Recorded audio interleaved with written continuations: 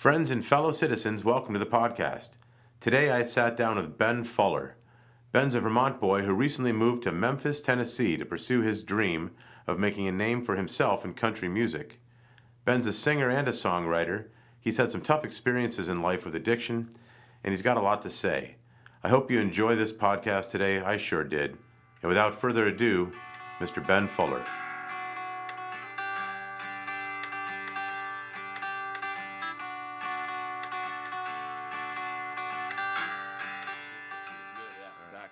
Oh, I didn't want to. All right, and we're live. Well, Mr. Ben Fuller, welcome to the podcast. It's really a pleasure to have you on. You bet. Thanks for having me, Nick. I appreciate it. Yeah, you bet. So it's interesting. I first, my wife and I went to Salt Hill.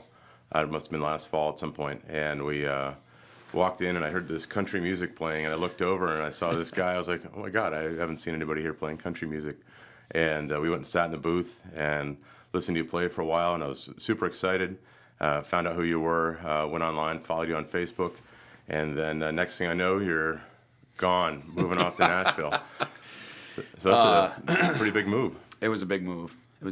I grew up in Wethersfield, Vermont, and dairy farm, and did the whole thing. So that's sort of where I learned about, my hard work and my work ethic. And but there's no money in it, unfortunately. And my dad had to sell the cows about 3 winters ago now.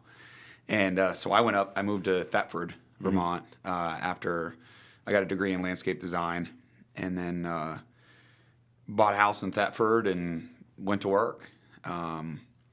So when I decided to go, everyone kept telling me that, I started playing campfires, and I learned guitar in college a little bit. And everyone said, well, you're going to have to go to Nashville. You're going to have to go to Nashville. I was like, yeah, right. I'm not going to Nashville. I'm not, what do I got to do that for? And then I remember I had my first show February 25th, 2017, and first real show. Yeah. And it was packed, standing room only. And at that point, I think I kind of realized that there was something special, and everyone was asking when the next one was. And all of a sudden it was like, wow, maybe I do have a chance at this. Maybe I can go do it and see what happens. But it's like a dream. It's been a dream. And it's so funny. I feel like I should get a job. Like I've been spending so much time doing so many amazing things. I'm like, well, I'll find a job sometime soon. I'll look for a job maybe.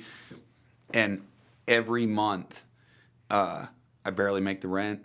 I barely make my truck payment. I just keep going, and one more door opens, and I can't even explain it, but it's awesome. So where was that first show that you did? You had your standing room only? It was at Sherry's, a little dive bar restaurant called Sherry's Place in Springfield, Vermont. That's cool. And it was so awesome. Yeah. It was so awesome. I think I had I remember having a little amp, and one of our, Rob Lull, he's actually a neighbor where I grew up, and he's an awesome guy. And so he kind of goes, I got some equipment, I've got some stuff, I can help you. So he came and helped me hook everything up, and we made it work, and it was great. I just remember people throwing money in my guitar case, and that was the start of it. Yeah, so one of the things that always fascinates me is people who are pursuing their dreams, and you hear a lot. People talk about, the American dream. People say it's dead, and there's all this dramatic takes on it. Yeah. But it's not. When you look around, there are a lot of people out here who are still able to go and do things that people would advise against. Like in my own experience, my wife and I worked for restaurant companies for years. We had a good experience, great education. And then when we went out to open up our own restaurant, everybody cautioned against it. Don't do it. They all fail. And you must have received a lot of feedback like that too. I know there's a lot of positive influence, but there's a lot of naysayers out there. How did you handle that? That's a great question. There is a lot of naysayers, and my best friend, Selena Marvel, who has great name, by the way. Yeah, so awesome. Yeah. I know. I got to find something good for her birthday. She turns 30 in June. Yeah. I don't think she's going to be very happy you just outed her on that. No, I know. She looks 25 still, so that's good. Okay, good. She's just been my rock in this whole thing. Yeah. And we were talking, she's going to do like a question and answer thing with Maren Morris. today, and we were just talking about this on the ride up. Yeah. And there is a lot of people that most people live in fear. I feel like there's the fear of the unknown. There's the fear of, oh my gosh, if I do this, I might fail. I found something really cool that it was something online I stumbled across that Will Smith had said, and it was fail early, fail often, fail forward. And I've sort of been living by that. I'm scared. I don't have any money. And that's, I love to tell people my wallet's empty and my heart is full. And I've never been so unsure about what's happening next week, what's happening tomorrow, what's happening the rest of the day today. I don't know. But my arms are wide open to whatever comes my way. And man, it's awesome. I mean, when you can really live into it and just live your best life, I think so many people are just so scared. So I've got, but there's been a lot of things that have happened. Like when I sold my house, the woman that bought it lived in Nashville. And she moved to Thetford, Vermont. I mean, it was crazy. There were a lot of little things that were positive that were telling me this is the right thing to do. But there are over 3,000 musicians that play Lower Broadway every single day. Music starts at 10 a.m. and gets over at 3 a.m. It is daunting. And you walk down there with your guitar case, $10 an hour, and hope that you get some more tips to pay for stuff. And the talent is unbelievable. Yeah. It's unbelievable. So when I come home and, playing Salt Hill or playing one of these places, it's great. I stand out. I'm the only one. But down in Nashville, it's every star from every single hometown in America and beyond come there to try their luck. And a lot of people go home. They say 100 people are moving there every single day. Wow. I don't know how many are musicians, quite a few of those. So I do hit times down there where I go, this is ridiculous. What am I doing? I can't, I'm never going to do this, and then all of a sudden something will happen. And like I just played the Bluebird Cafe Thursday night, and it was one of the most sought after singer-songwriter bars in Nashville. People come all over the world to see it. And I played there, and so it's one of those things where all of a sudden I look at what I've done, and I've only lived in Nashville for 7 months. And now, how do you get in the door at the Bluebird Cafe? Do you build your way up to that? You got to know somebody. Yeah. So who do you know? You've got to know somebody. Yeah. I've learned that 90% of getting in places down there is who you know. Yeah. 10% is talent. I mean, there's so much talent. Right. Yeah. But it's really just learning, who's who, and hopefully they love you. So how'd it go? That's the other thing. It went really, really well. So the woman, she's become a great friend of mine. Her name is Jill, and she is best friends with the woman who books at the Bluebird. Mm-hmm. And she heard me singing and just goes, hey, would you ever want to play at the Bluebird? And I'm like, yeah, right. Yeah. Nah, I'm good, Right. And she called me a few weeks later and says, what are you doing April 25th? I said, I don't know. Wow. We've booked almost 3 months out. And so it was amazing. It just holds about 90 people, and I've never been in a scenario where nobody's on their phone, mm-hmm. nobody's talking, and everybody's watching. And it's like you can hear a pin drop. And it's one of those things that's just so amazing. That's one thing that just kills me. I've become a real fan of Aaron Lewis and the music he's been producing on his own. So I like Stained, mm-hmm. But we caught him. I stumbled on his song Massachusetts a few years back, and I thought this is fantastic. And then we saw him in a bar, a real intimate bar in Boston. And it was incredible. I mean, my wife and I think my wife fought for the positioning. She elbowed her way up to the front of the stage, and she's about 5 foot tall, but she made it happen and dragged me up there, and we stood right there, literally from me to you, Aaron Lewis, and listened to him play all night. It was fantastic. Yeah. And that was a great environment. It was a bar. Then we went and we saw him at I don't remember which venue, but it was like almost it was at Foxwoods or the other place down there. And man, everybody's talking around us, and the cell phones were out, and well, we figured maybe this is just the venue, you know. And so then another year went by, and he released another album. We went down and saw him at another location, and it was down in Mass. It was it was a theater, but it was still fairly intimate. And same thing, people's talking all around, and the phones are out. There's a guy sitting next to us. He had some huge oversized phone, and it was on super bright screen setting, and it was really distracting. And at the end of the whole set, he plays with the band for a while, then he goes off, he comes back on, he plays by himself, and that's kind of his thing.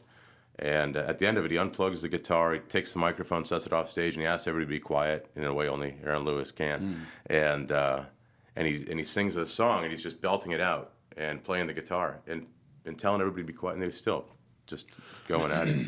And lately, I hear he's been walking off stage at the end. Yeah. You know, and so I can really appreciate what it must be like to go to a place like the Bluebird and have people actually listen to the music. Yeah. So how do you deal with that when you? It's funny. I just played at Belcourt Taps as well, which is another place, and Rose, the owner, she's an amazing woman, and I played there 4 times now, and another singer-songwriter bar that's really sought after in Nashville, and a lot of who's who have played there. Mm-hmm. And I played there once before, and everybody, it's a loud, laughing, swearing, you know, drinking. People are just, it's a bar. And I play the song, Me and Caitlin, and everybody gets quiet in most cases. And it was pretty cool, and I didn't realize it until after. But so the second time this past Saturday night, I got off stage, and I had realized that people noticeably got quieter. And she came up to me and she said, "I've seen you twice now in here, and twice you've silenced this crowd that is not easy to silence."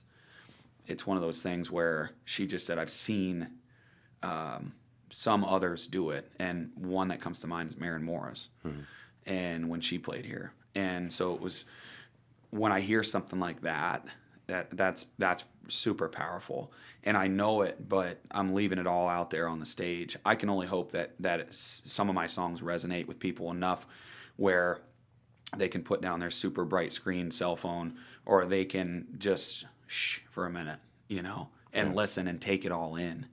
Because life is so short, you know. I just played at I just went to a service for a friend that passed away last week, and just the other night. And where was that? That was in Springfield. Yeah. And it was, everyone in there was quiet when I played, and it was amazing. But it was so times like that, life is so precious and so short. And I think that when I'm up there on stage, I kind of black out a little bit. So I don't necessarily remember how it went, or I feel all sorts of things while I'm up there. I like to close my eyes when I sing a lot, and it helps me remember the words, I guess. I don't know, whatever it is. Yeah. I don't really like to picture people naked either. You know, I mean, some people, you know, it's fine. Yeah, but 98% you are. Yeah, exactly. But it's one of those things where I think in Aaron's case too, just you go up there and you leave it all right there. You leave it. If you can be more vulnerable, and I've learned, if you can be more vulnerable than the next person, or the person after that, or the whole crowd for that matter, people are going to attach onto you. Because they're feeling the same way. They're just too scared to show it most of the time. Well, you see that at karaoke. People that are up there that are self-conscious. Yeah. They do a terrible job, but if they go up there and just lose themselves in that, and I can only imagine it's amplified. Yeah. You know. Yeah, absolutely. And I've seen people, that can't carry a tune, can't whatever, but you can tell they're just putting everything they got into it, and you got to have the utmost respect for something like that. Nashville's crazy. It's it's amazing and crazy and busy, and it's really, really downtown has really picked up a lot. That's why it's earned the nickname Nash Vegas. I mean, it's just a lot of people downtown go there to party. Right. And I mean, it's the number one bachelorette destination in America. Really? Yeah. So it's just nuts all the time. So people are there to listen to music. But I've learned that when you're playing Broadway, I mean, the struggle is real, but B, you're singing everybody else's songs. Everyone wants to hear their favorite song. Right. So you're like a human jukebox. Okay. Yeah. And you really are. And so it's one of those things where you can play some of your own tunes. It's not super encouraged because everyone wants to go there and hear Luke Bryan or Blake Shelton or Maren Morris or, Carrie Underwood. And when someone asks you to hear their favorite song, you got to do it. And it's a little daunting. Well, you've done some great cover work, and I'd like to talk to you about your Fuller Fridays too. Yeah. But also the whole transition of you moving. I mean, I think it seems like from the little bit that I know about you, you had a pretty good support staff here. I know that you have family here. You've obviously got a lot of friends here. I mean, we're walking into the studio today, and you're saying hi to people that haven't seen you in a while, and and they're excited to see you. And I know that you bumped into a pastor from a local church, and obviously you left behind a lot of people, at least physically, while you went down there. Have you been able to maintain connections fairly well, being that far away? How often do you come home? I met this man by the name of Bob Ezrin, and he produced Pink Floyd and ZZ Top, and 50-year veteran of the business. Amazing, amazing man. And I got an hour of his time last year before I moved, and he told me three things. And this is after he let me play it's a 1950s Guild 12-string that was on the wall, and no pun intended, but it was the guitar used in the album The Wall from Pink Floyd. And he let me play a song on it, and told me I broke a bunch of songwriting rules, and what do you? But in the end, I could tell. He looked at me and he just said, "Here's what I want you to work on because I think you've got it." And one is always go home. They're the ones that made you who you are. And if you ever need reminding, then they're going to be the most prevalent way to remind you is seeing the people that love you right from the beginning. Number two, don't get lost on Lower Broadway. That's what he told me. I haven't played down there in 2 months. I've sort of been trying to find other things that are paying, but also meeting people in the business that I need to meet. And then three, I mean, he just, and this is coming from a man where, it's just like, he's a guy that you just, when I was just sitting there like, oh my gosh, I can't believe he's telling me all this stuff. But don't ever lose who you are. And I think that also goes with going home. If you want to be a number one, he said, you got to get with the number ones. And I'll never forget that. And I just sent him a message last week thanking him for all this information because I come home once every couple of months. Actually, I'm going to be back for all of June. So I've got shows all around the Upper Valley. Great. And two, I stopped playing Lower Broadway. I mean, it's nice to keep your chops up and go down there, and it's neat because you see a lot of people and meet a lot of people. Crowd interaction is really important. Mm-hmm. And I'm writing with people like Dave Pahanish, who wrote Without You for Keith Urban. He wrote American Ride for Toby Keith. Mm-hmm. So I'm doing all those things that he suggested I do. And so I've always been a pretty good listener, and it's one of those things where I just know that they've been through it. So it's time to follow what people like that say. Because if you want, I mean, I could go back to playing Lower Broadway, but it's not going to get me anywhere. Right. I'm just going to be on Broadway. I met a lot of people amazing people that are there, and I made a lot of friends, a lot of lifelong friends down there. And they've played there for years, and they love it, and some people love it. Well, it's kind of like a comedy store or whatnot. People go back to it, Yeah. I'm sure. I mean, do you see anybody that's known going down there just to enjoy the aspect of it, or does that not happen? Yeah, no, it does. Absolutely, it does. Absolutely. I know a lot of my good friends down there have a blast at what they do, because you meet new people every single day, and the bars down there change crowds so often. I mean, it's usually, if I would have to guess, 45 minutes to an hour probably is an average stay. Maybe a half. It's a long set, though, isn't it? Maybe a half I mean, hour. Yeah. yeah. And so they do it right around style, where there's usually 2 to 3 people on stage, and so you keep rotating. So I'd sing a song, he'd sing a song, she'd sing a song, and it'd go round and round and round. And the shifts down there are 4 hours. Wow. So you're singing for an hour and a half or so, I think total per person, and it's fun, and that's how I got in. I went down and auditioned for Tootsie's and got in and played down there for 3 months, and loved most every minute of it, which is, but it's tough. I mean, it's so tough, and I think back in the day, that's where a lot of these record labels were going to look for talent. And nowadays with social media, that's not happening anymore. So a lot of these guys, someone from Universal's not going to go down to Tootsie's and have a Jack and Coke and go, Right. Who's playing down here today that we could sign? I mean, that's just not happening. So we've been forced to come up with other ways and new and different ways to try to, because social media is so daunting too, and there's so many people that look so good on it. So Selena came up with Fuller Friday. Yeah. And I hated the name. I'm like, this is silly. Fuller Friday. I was like, really? This is never Hey, gonna it works. I mean, I was like, no one's gonna bite on this. This is silly. And she goes, I don't care what you think. We're using it. And I love her for that, because I have people of all ages asking for a Fuller Friday now.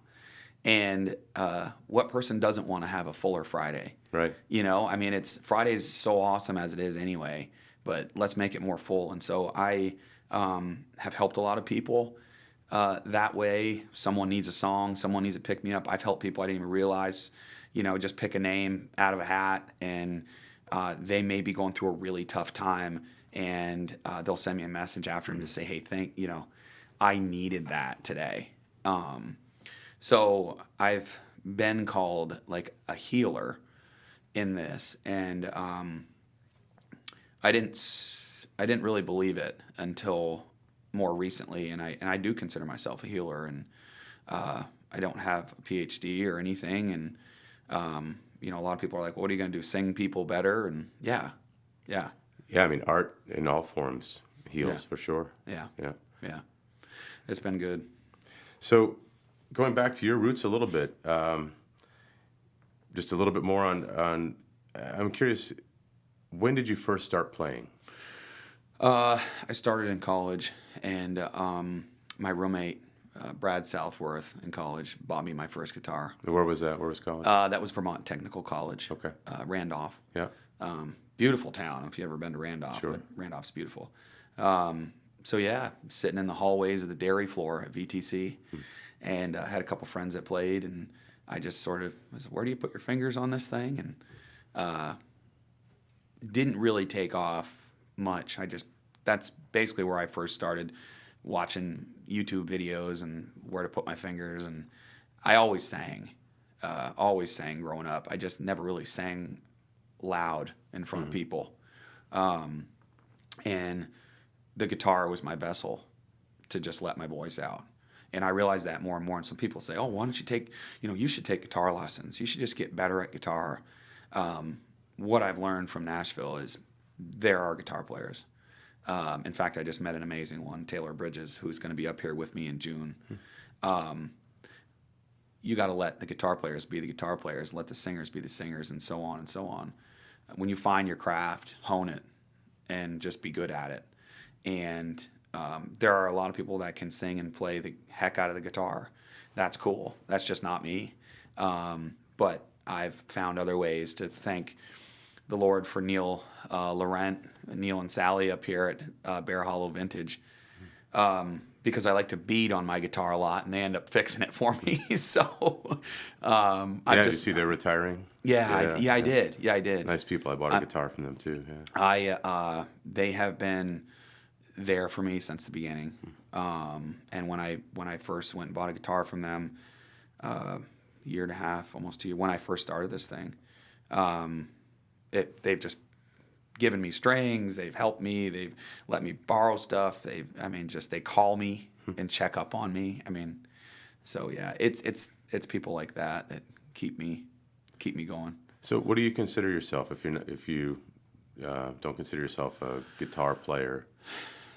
A soulful storyteller. Yeah, I think is sort of what I've been using, what I've been telling people, and I've had my chance to go around the United States here more recently. I haven't been.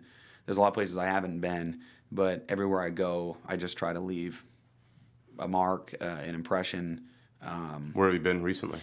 I do a lot of stuff in Maryland. Mm-hmm. That's where Selena is from. I saw a video of you in Annapolis playing. It was a great song too. Double Wide Trailers, Yeah. with Sammy Kershaw. That's too funny. It's my mom's favorite song. I stumbled on that. I was thrilled. Yeah. So you're playing in Maryland, and where else have you been playing? Doing Maryland, Delaware, Pennsylvania. Do a lot of stuff there. Missouri. Yeah. And what we try to do is book shows from here to Nashville. And it's tough. And for every 20 bars we email, we might hear back from 2. Like it's a tough thing. And if people, they can look you up and all that, but there's so much great talent. But what I have found is once I get in there just once, I'm always invited back. That's good. Thankfully. Yeah. That's a good sign. But it takes me getting into that place. And it may be someone who knows someone that works there, a waitress, a bartender. It may be someone who knows the owner real well, and they pass on my name, thankfully. And that's usually the end. Like I said, it's like 90% who you know. Where do you want to play that you haven't played yet? The Opry. Yeah. People think I played the Opry. Set your sights low there. Yeah. Right? Yeah. I got in backstage. I met Charlie Daniels and Trace Adkins and Holly Williams, Hank Williams' great-great-granddaughter. And it was so funny at the end of the night. I had a friend, Charity, who got me in there. She used to give tours, and she says, well, do you want to go up on stage? Like, I think I know the security guard. We can get up there. I was like, yeah, I guess. And curtains dropped, and so he goes, yeah, come on up, come on. So we walked around the band and stood right there at the circle, the famous wooden circle, that's laid in the stage. And he goes, go on, roll in it. I know you wanna. You can kiss it, hug it, whatever you want to do. And I said, no, not yet. It's not time. Not till it's yours. Not yet. Not till I'm invited. And you have to be invited by a member. Is the only way to play there for your first time. So I'm hoping. So anybody that knows a member. I'm hoping, yeah. I was there last Tuesday. One of my great friends, Erin Enderlin, she wrote Monday Morning Church for Alan Jackson. She wrote You Don't Know Jack for Luke Bryan. Last Call for Leanne Womack, one of the most amazing songs in my mind. And I was rushing out, and I blow open one of the doors, and I'm in a big hurry. I'm going to meet my best friend that I live with, and boom! All of a sudden, hey man, Zeke, you all right? I look over. I'm like, yeah, I'm fine. Oh, it was Jimmy Allen, who sings Best Shot, and I'm like, oh. Hey, and I kind of like, you don't want to be like, oh, wow, like, hey, man, can we get a picture? Can we get it, So I just tried to play it cool, and It was fine. Talked to him for a little bit. Sweet guy, but you just little things like that kind of keep me going too, because it's like, hey, they are regular people, and it's so cool. Like the vibe there is so rich in history and country music that, I mean, I just felt it when I walked in the place. I just felt it. You know, the hair stood up on my neck, and I was like, I'm gonna play here. I don't know what it was. I was just like, I'm gonna be here. You're gonna get there. Yeah. That's pretty cool. Yeah, my wife and I lived in Austin for a while, and that was neat. That was kind of the same feel, I think, from the perspective of there's always live music. Mm-hmm. You can go down 6th Street at any time of the day, and there's bands playing. We went out on Christmas Day and listened to live music, and everybody there has a story to tell. Mm-hmm. Some of the bar owners that have been there for a long time. Mm-hmm. You know, if you talk to them, they'll tell you who they've booked over the past decades, mm-hmm. and other people have worked with different people, and so that's kind of cool. I can imagine there's a lot of that vibe going on. It's tough though in the industry today. It's very different than it was. I'm no expert by any means, but obviously when I grew up and when you grew up, we used to buy albums and cassettes and CDs, and now it's all digital or mostly digital. So how do you make a living in the music industry today? Is that the big question everybody's trying to figure out? That's the big question. Yeah. I think a lot of people do it with merchandise, T-shirts, having a physical CD to sell. There's still a lot of people that buy the CDs at shows. I don't even have one made yet. It's such an expensive thing. Is it? Yeah. Well, just when you don't have any money, it's tough to save. And but I know a lot of people that have a lot of success with selling a CD. Just a little. Even a lot of people are putting out EPs, extended plays, and there's 5 or 6 songs on it, but that's still $7,000, or more, $8,000, to get all that stuff. Yeah, it's the average song runs, between $1,000, $1,400 to record. By the time you get done playing session. I mean, your recordings that I've heard sound great. So how are you doing that? So you're going to a studio and. I just have a lot of questions about that. No, I'm just kidding. Right. I'm just kidding. But I mean, I hear violin, I hear steel guitars, there's percussion, there's different guitars. So how did the process work for like Dirt Road to Nashville? I went to and I got turned on to Lane Gibson, and Lane is an amazing producer here in Vermont. He lives up north, Charlotte, and he helped work with Grace Potter. And some other super amazing people. And I could just tell it was a really nice studio, the sweetest, kindest man. And he just said, we're going to just give you the best that we possibly can. Took out this microphone that was $7,000 or $8,000 microphone, just the best. He says, no, we want the best. So we didn't really edit my voice much. There was no auto-tuning or whatever to that. They wanted to leave it real raw and real, and it was so amazing. They brought in Jeff Berlin for drums. They brought in Colin McCaffrey. He's also another producer, amazing guy. Colin and Lane work together a lot. And Eric O'Hara did the steel guitar. He plays at the Opry. He plays all over the place. He's on tour. Where did you record this? So this was in Vermont. So he flew up to Vermont to do this? Yeah, so he lives in upstate New York. Oh. And so everyone was kind of local for the most part, but just super talented, and everybody, we all did it together. And I remember distinctly working on that song, and I was there, and it wasn't keeper vocal day. It wasn't. I was just there because I wanted to be a part of all of it. Mm-hmm. And I remember Lane coming through the headphones and saying, "Ben, you don't have to sing your butt off. We're not going for keeper vocals here." And I told him, and everybody else was standing in their rooms. I was in the vocal booth by myself, and I was looking out the plexiglass at everybody. And I said, how do you expect me not to give it 100%? I expect 100% from you. If I don't give it my best shot, how are you guys gonna? And they just all looked at me and were like, whoa, that's pretty cool. Yeah. So just trying to give it all. And that was your song going in. Did you write the song from the core? Or? Yeah.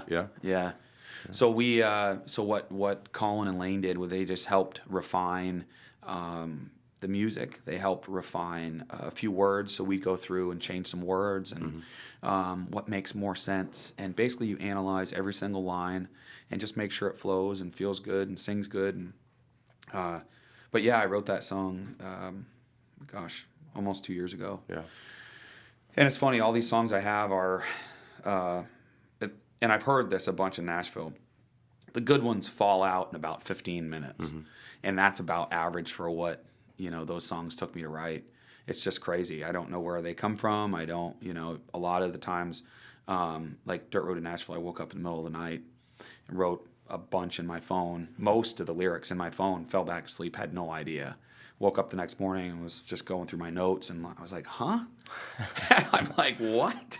And so then I just put it on paper and started fiddling around with chords and stuff the next morning, and that was pretty cool. That's pretty cool. And then and then these guys then come in, and obviously you don't play steel, do you? No. So that they write the part for the steel, and it complements your... Eric O'Hara, he came in, and I remember when we did me and Caitlin, he just... Basically, you come in, and the musician is an artist as well, and they listen to the song, and they just play what they feel. And so he started doing some runs on that steel, that pedal steel, and I'm just like... And it got so powerful, and I remember him looking over at me when we were recording, me and Caitlin, and Colin was sitting there, and Eric was there, and we had played, Colin had put it all together, real rough draft, mashed the whole song together, and hit play. And I was sitting there, and I remember at the end of the song, Eric turned and looked at me and was asking for my approval. What do you think? I was in complete tears. Yeah. I couldn't even hold it back. And he started crying, and, Colin we all left the room, and we all came back in, sat down, and we were just like, that's it.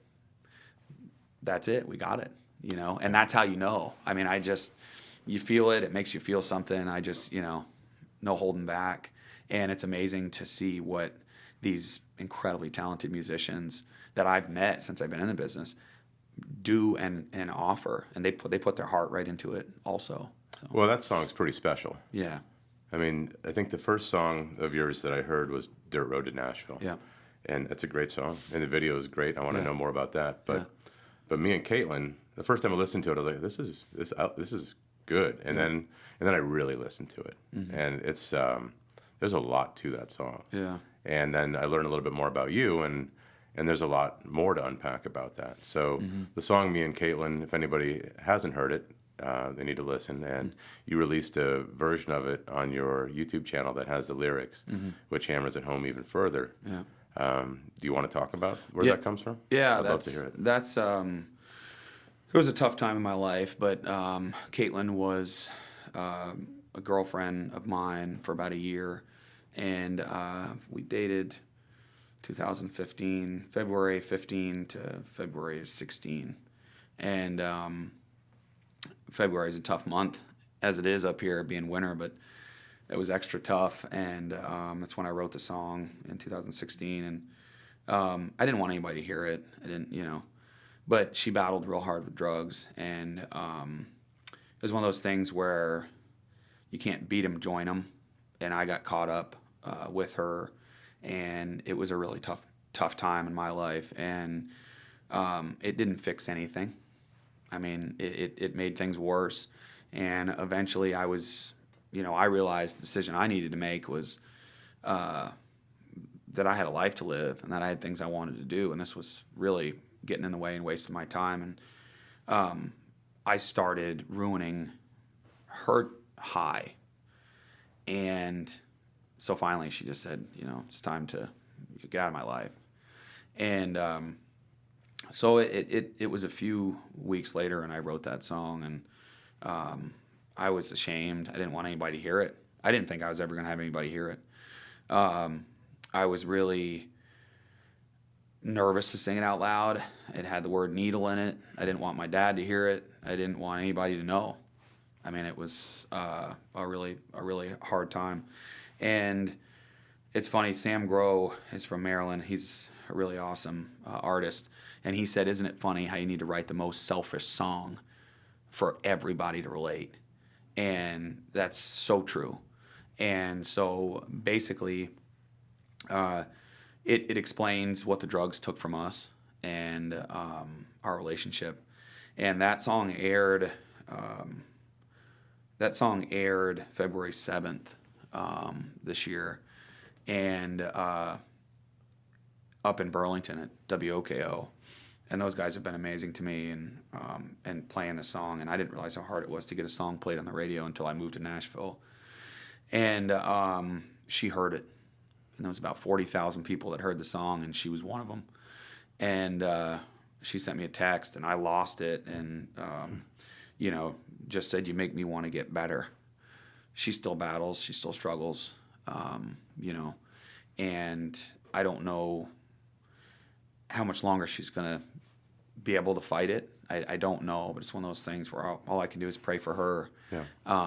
And I remind her that as much as I can, just to be strong, continue to be strong, and try to be stronger than yesterday. But yeah, it's a super important song, super powerful song. I lived it, and I sing it like I lived it. And every time I sing it, it never gets any less powerful. So in that, I've been working with recovery centers, and I'm actually going to Turning Point in Brattleboro this week. I'm also going to Bracebridge Hall, which is a really big inpatient facility in Earlville, Maryland, May 11th. And again, I've met some people that get me into these places. And I don't like to say I play there because it's not really, and that's where I got the soulful storytelling thing from, it's more of a storyteller session. And I relate to these people in recovery. Mm-hmm. I know what it's like. I've been there. And I think, a lot of times I get oh, look at this pretty boy, walking in, and he's just going to sing us better. And then I start talking, and then they realize, oh, wow, okay, he has lived this, and he does know. I played at a recovery center in Delaware about a month and a half ago, and I had a guy come up to me at the end, and he said, that song means the world to me. Thank you for writing it. And he was crying, and he pulled his sleeve up, and he had Kate tattooed on his arm. And he said it was always about me and Caitlin, and she died 2 years ago from an overdose. Huh. And I lost it, at the fact that you just can't deny stuff that real. So whether it pays me $1 million, $1, no dollars, I'm going to continue doing it because it's just something that I've been called to do. And I'm going to help as many people as I possibly can. And if I can just save one more person, I will. And so the hardest part is getting into these places. And I've been trying in Nashville. It's so tough. A lot of them don't open the doors up. Recovery centers. Yeah, it's a tough thing. And some of them are really private. And others are like, sure, we'll give you a chance. Or I'm actually going back out to Missouri this fall, to Joplin, Missouri.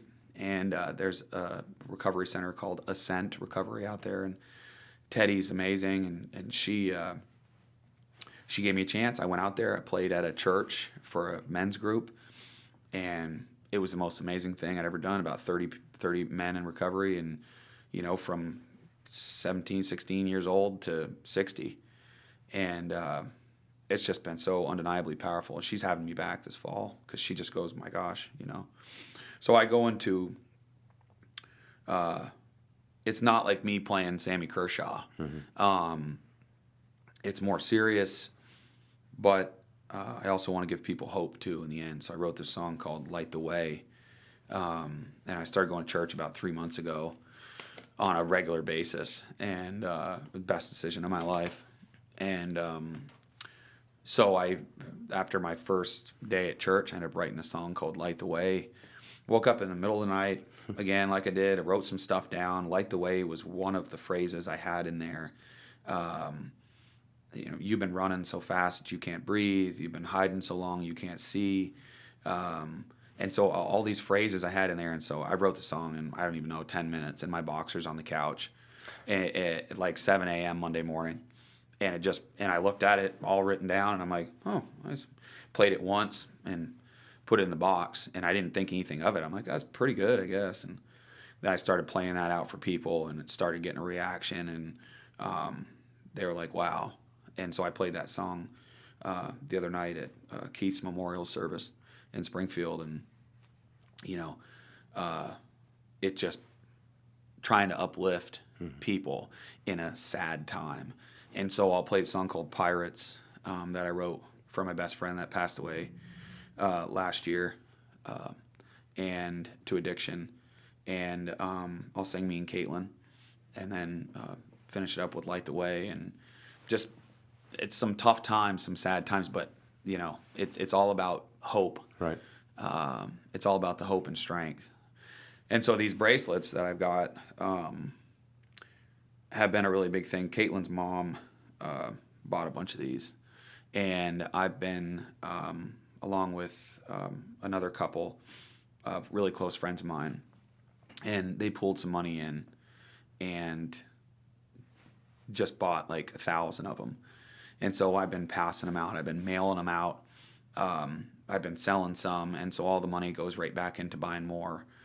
And I've just got, I just sent some out to Indiana yesterday, Georgia, Alabama, like everywhere. And I've been giving them out at shows, and it just might be that thing where, it's just a reminder. And I tell people, if you don't need it or you don't want it, give it to somebody who does. There isn't a group of people I have played any one of my songs for that have not been touched by addiction. Yeah. It's unbelievable. And I'll always have people come up to me and just say, thank you. Thank you for doing what you're doing, because we lost somebody. And it's undeniable. I mean, it's everywhere. It's everywhere. And it's amazing how in a small town, we're the only ones that are experiencing this. We're the only ones that our town is devastated. And that's okay to feel that way. But it's happening in every single town, everywhere. And it's really out of control. And it's going to take an army. And I'm trying to round them up. It's some sort of weird calling I have. I don't know what it is, but it's. So do you consider yourself a survivor of addiction, or how do you? Yeah, well, yes and no. I'm not. I've realized that I'm not an addict. Yeah. There's a pretty big jump there, and I've had this talk with a lot of people. An addict can't put it down. And it's one of those things where I was lucky enough to put it down.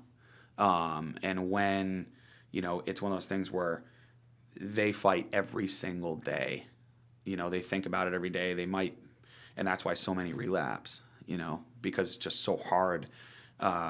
It takes so much strength and so much energy to fight, and it's so easy to give up. Mm-hmm. It's so easy to give up, and giving in is, sure, I mean, it's easier. And a lot of times that's when bad things happen. What do you think are the gateways? I just visited, my principal. It's been 13 years since I graduated high school. Boy, I felt old walking in there, but it's been 30 for me. So yeah, you're doing all right. All right. I'm catching up to you. She called and she wanted some bracelets. So I brought a basket over. It's starting at a young age. It's starting at school. From when I went to school to now. I'm sorry. No, that's okay. That's probably my manager. Yeah, no, I'm just kidding. When I went to school, things were a lot different. The ways were a little bit older. Now all of a sudden things have changed. Everybody's got phones. Everybody's connected. the vape stuff that was never out. You know, there's just a lot of new things that have changed. And I know there's a lot of kids that just struggle with being a part of something. And drugs are super easy to get into. You know, it's just like, hey, this made me feel better. Why don't you try it? And I think we are born with a gene, some kind of addictive gene in our personality. And once they get exposed to those drugs, it just takes over, you know, and then they can't. A lot of people try drugs and put them down and be like, oh gosh, that wasn't for me. But there are a lot of people that will try them and continue. I met this woman at a Cracker Barrel, and it was one of the things where I was like, I didn't really want to stop here. I don't know why I did. And I started eating, and this waitress walked by, and she looked at me, and you know, I could just tell, I could sense she'd been through a lot. She looked so tired, and I asked her, I said, why don't you sit down and have some biscuits with me? And she started laughing. She goes, oh, I wish, you know. And so she stomped by, and all of a sudden, 2 minutes later, she comes back and she sits down. So where are you from? I said, well, I'm from Vermont. She says, well, you're a long way from home, ain't you? You know, and I said, well, yeah, I am, absolutely. But I live in Nashville now. And so we started talking, and it fell out of me. I just said, I work with people in recovery. And her eyes got so big. And she said, I lost my daughter when she was 13 to an overdose. She would be 17 this month. And I was just like, and I knew right then why I walked into Cracker Barrel, because I was supposed to meet her. So I gave her my bracelet, and she had started a nonprofit called By Cheney's Hand.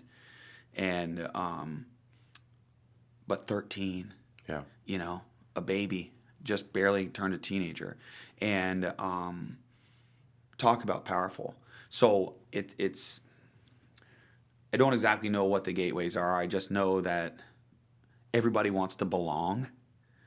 Everybody wants to feel part of something bigger.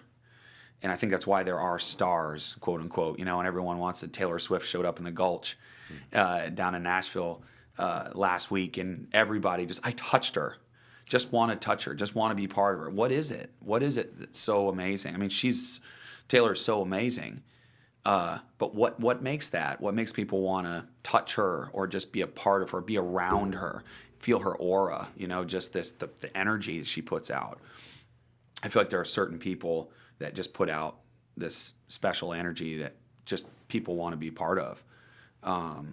And unfortunately, there are a lot of people that might not hone into that right away.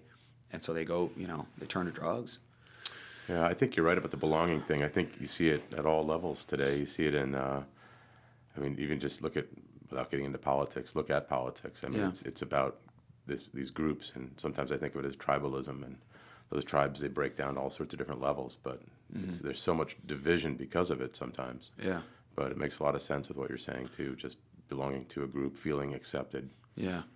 And a lot of times that can take the edge off, you know, and it can make you feel accepted. Yeah. But what I do know is that there's going to come a time where it's going to wear you out. I mean, it's going to wear you out, and you're going to be so tired. And I think that's the breaking point for a lot of people when they start to get better. I know a lot of people ask me to, you know, when are you going to pair up with a recovery center, or don't you want to pair up with a recovery center and get them to sponsor you, and you could go around and do all this stuff. But more so, the recovery centers offer a safe haven for people that want to get better. So I'm more inclined to help out somebody. I mean, I don't even have health insurance. Help out somebody that wants to go get help but doesn't have the money to do it. A lot of these places require a deductible of some sort, or, you know, some kind of upfront cost. It's expensive. It's expensive. And when you can go get high for $10, well, I just don't have $500 to get into this place, so I'm going to go get high.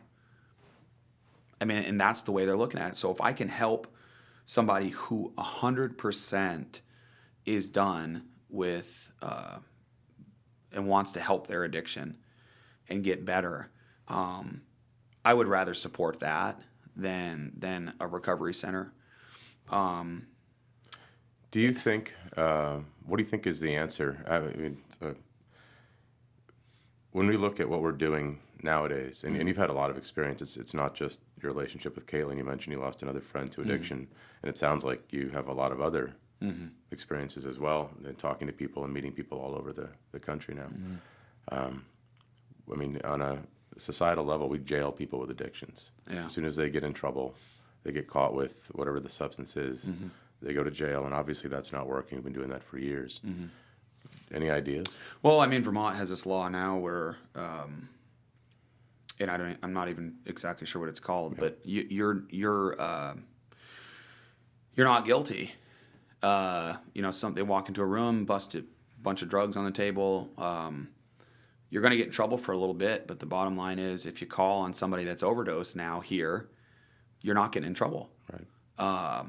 And so I think this goes way beyond the addiction thing, but I think cracking down on the availability of the drugs is a really big thing. But like, I have another best friend who works for the state police of Massachusetts, and there's a new law down there that basically they're trying criminally manslaughter for these dealers. And so when they get caught and somebody dies because of it, somebody overdoses and dies, and they can trace back, whether it's in the same room where they caught them red-handed, whatever it is, they can trace back and charge the dealer with manslaughter. And it's proven. It is held up in a few cases now in court. That stuff needs to start happening. And that doesn't happen here in Vermont. So I don't know exactly what the answer is other than cracking down on the availability, because everyone's going to still have addictive, they're still going to be an addict. They were made that way.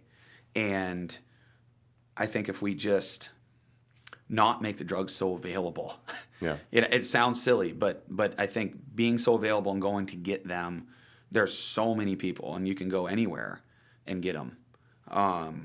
So just cracking down on the availability, but not like here. You can go to jail for a little bit and then you get out. I know people that have gone to jail. They get caught. They get busted with a bunch. $2,500 bail.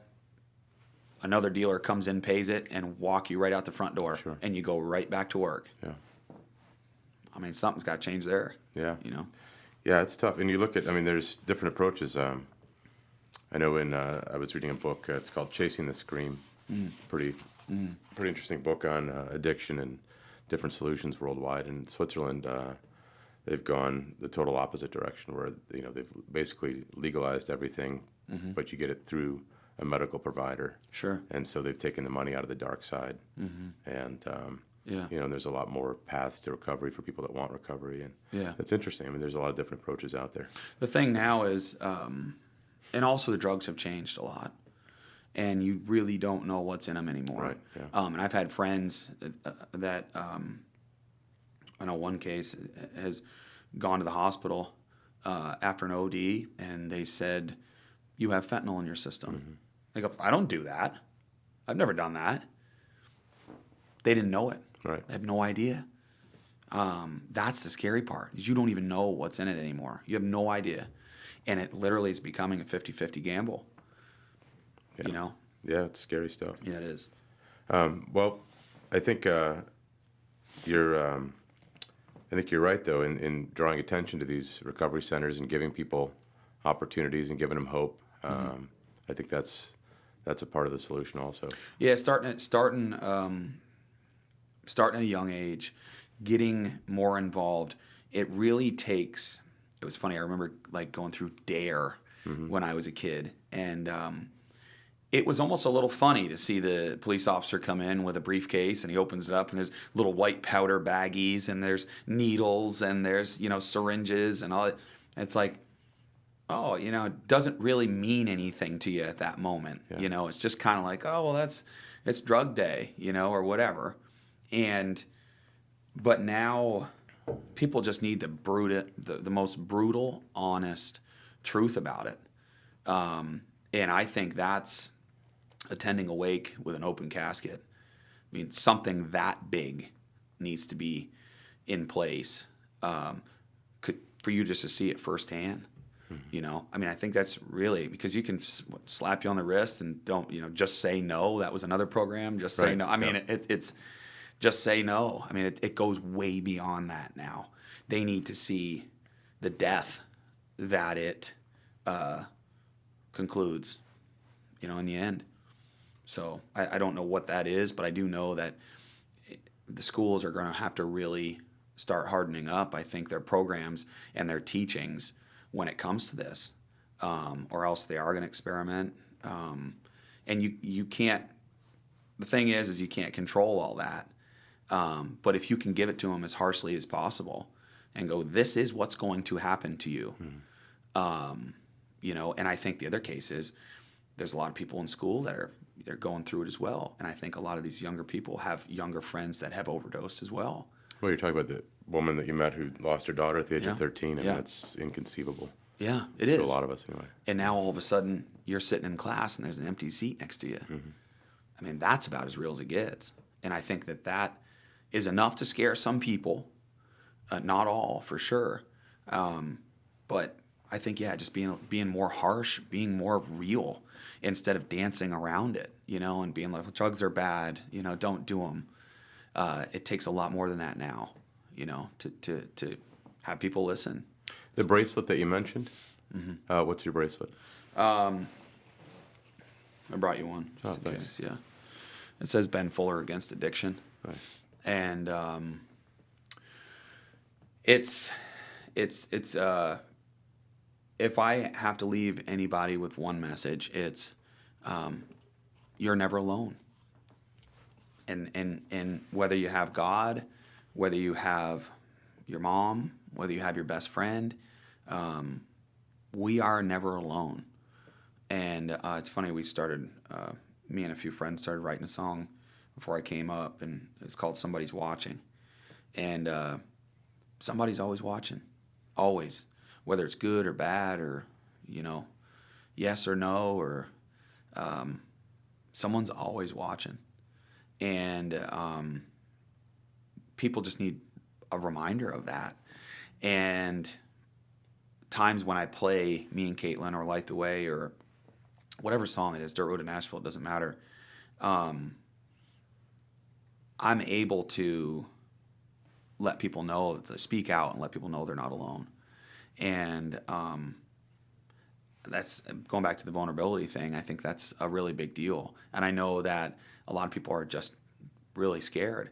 And I couldn't imagine now being in a room and not talking about addiction because I just know how many people aren't talking about it, you know, and they're quiet and they won't. And so all of a sudden when I start speaking up about it, you know, I'll look around and there's tears in the room. And then all of a sudden someone will come up to me at the end or not. But I still know that they've either experienced it or felt it or really hit home somehow. So I'm really proud of myself for doing this. And it's not easy. And I need someone to talk to, honestly. Sure. So thank you for having me in here. Oh, I'm happy to. I need someone to talk to about this as well. It's a lot. It's a lot on my heart, you know, to take all this in. And I think that that's where this music comes in, is I unload it. I just unload everything I've got in my music. And that's my release. That's how I can move forward and keep doing this. So it seems like faith is a part of your life. Do you see yourself as a producing Christian music, or are you just a man of faith who produces good music and has a message in some of it? Well, it's funny that you say that because it was so funny. Selena and I have had this conversation, but she's like, "You're going to put out a country album before a Christian album, right?" Mm-hmm. And I just, yes, I am. Mm-hmm. You know, Hillary Scott is a really good example. I don't know if you've heard of her, Lady Antebellum. Okay. And she's done a lot of Christian stuff. Amazing. I've been listening to a lot of Christian music lately, and it's funny, I just drove 18 hours straight, which was just crazy, from Nashville up here on Monday, and I'll either not listen to the radio, like I'll go hours. I don't even really listen to the radio all that much. And when I do, recently I've been listening to Christian music. And I'm great friends with Pat Kelly, and we just had lunch yesterday down in Springfield. He owns a Dodge dealership down there. And he talked to me about it yesterday too. And he goes, "Hey, are you ever interested in writing Christian music?" He says, I've been wanting to get into it. And the family I go to church with down in Franklin is from this area. And they moved down about 6 months before I did. And they've really helped me belong and feel part of something a lot bigger than I ever used to. Because let's face it, I mean, a lot of people go to church for funerals or weddings. And that's a big thing. Or you're 85 years old and you think you need to get right with God, and you go to, old people go to church. That was growing up here, old people go to church.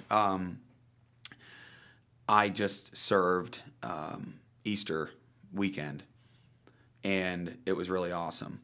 And there were over 850 children that attend this church. 3,500 people any given Sunday is amazing. All ages. The whole family goes, and it's awesome. And it's something that is so you meet so many amazing people. It's a great way to meet people. It's a great way to interact with people, and it's something new for me. So I'm still, it's funny, I had this talk with the family I go to church with, and I would label myself in the curious category still. And that's kind of where I'm at. I'm seeing little things. I no longer believe in coincidence. I haven't believed in coincidence for quite a while now, just because of some of the things that are happening. It's just too, like the woman buying my house from Nashville. I mean, really, she could be from anywhere. Stuff like that. So, Light the Way is pretty borderline Christian. I had a lot of people ask, the people that have heard it ask me that. I don't really know. What I do know is my arms are wide open to whatever. And that song fell out of me. And if another one does, then I can't wait. Yeah. That's one of those things. Yeah. Well, and feel free, no pressure, but feel free to play it if you'd like to, or another song. Yeah, sure. And yeah, you mentioned, with your first album. It's funny. I lived in El Paso for a while, and walked into a bar one day, and I was in the Army, and I guess that was really my first introduction to country music. I grew up in this area, and my stepfather used to play, was it Flat and Scruggs, and which is more, I guess, it's not really country, but bluegrass or folk. Earl Scruggs, absolutely. And so a little bit of an influence, but I was in the military and ended up in El Paso, and they had a Colin Ray concert for the troops on base on Fort Bliss. And we just wandered over there, and I really liked it. And so I bought a couple Colin Ray CDs, and then the unit had some tickets to Sawyer Brown, and nobody was claiming him. I didn't know who Sawyer Brown was, so myself and a few of my friends, we just grabbed him and drove over to Las Cruces, New Mexico, and went into I think it was on a university stadium or something like that, and they played, and it was great music. We really enjoyed it. And then a little while later, I was in a bar, and it was 4 bars in one, and you could walk around, go from a rock bar to R&B to country. And in the country bar, they had a live band playing, and it was a pretty good band, and we're enjoying it. And I went up, and they had a break, and they were selling CDs for $10 a CD, and I grabbed one, and I had the whole band sign it. And then they played the song "Should Have Been a Cowboy," and it was fantastic. I was like, this is a great CD, and it was Toby Keith, and they were just getting rolling, and next thing you know, they're on the radio, and then it grew from there. So it was pretty cool. It was a neat environment. I love stumbling on music like that. Yeah. And so it'll be I think long awaited. I think a lot of people, from what I can see, looking at your YouTube and on Facebook, a lot of people are waiting for that CD to drop. Oh my gosh, I know. I'm working on it. A lot of people are like, well, go start a GoFundMe or do a Kickstarter thing or whatever. But I've got some amazing support and amazing people that have been helping me out a little bit. And so it's in the works. And I've been working with a great producer down in Nashville. And so I'm hoping that that's going to come by this summer. And I think it will. Get some stuff together. Dirt Road to Nashville will be on there. Me and Caitlin will be on there. Lion Eyes, Lion that's Eyes. another one of yours. Lion Eyes will be on there. It's got a lot of views. I was looking at Yeah. that I made a note. I think you're at like, over 5,000 views on your YouTube channel for that song alone. Yeah. That's a great tune. And you recorded that in Vermont also, right? Yes, I did. Yeah. I saw some Christina notes. Stikos. Yeah, she's super amazing. You want to plug for her? She's got a studio still? Or She does. Pepperbox Studios. Pepperbox Studio? Absolutely. Yeah, that's up in, Chelsea area. Yeah. Chelsea, Vermont. That's Another right. beautiful town. Yeah. So, so how did you find her to record that song? It was one of those things where we just kind of, I was honestly Googling studios in Vermont way back when I first started. We went up and worked together, and she knew Tad and Davey Davis and some of these just local musicians that I've met along the way. I think my very first open mic was at the Skunk Hollow Tavern, which is where I Carlos met them. Ocasio. Yeah, Great guy. absolutely. Love Carlos. Absolutely. And I love the Skunk. And so anyway, she had me come up. She's got an awesome solar powered studio, super sweet place. The area is the view is amazing, house is amazing, and she helped me out so much just getting a start and really seeing where I wanted to go with myself. And I've grown and changed so much, and it's because of people like Christina and Lane and Colin and that have kind of led me musically and been like, hey, maybe I ought to try this direction, or hey, maybe I ought to do this, or it's so cool to see where I was and then to see where I am now. It's just amazing. I never even would have thought doing stuff at Christina's. I never would have thought I'd move to Nashville, Right. ever. I mean, I was doing some cover songs and singing into a really nice microphone, and oh my gosh, she can send me the song the same day. Like, she emailed me the song, and like I could listen to it on the ride home. Like, that was such a cool thing for me. Like, I'm like, wow, I can't wait to send this to my dad, or can't wait to, this is really big time. I'm really doing it.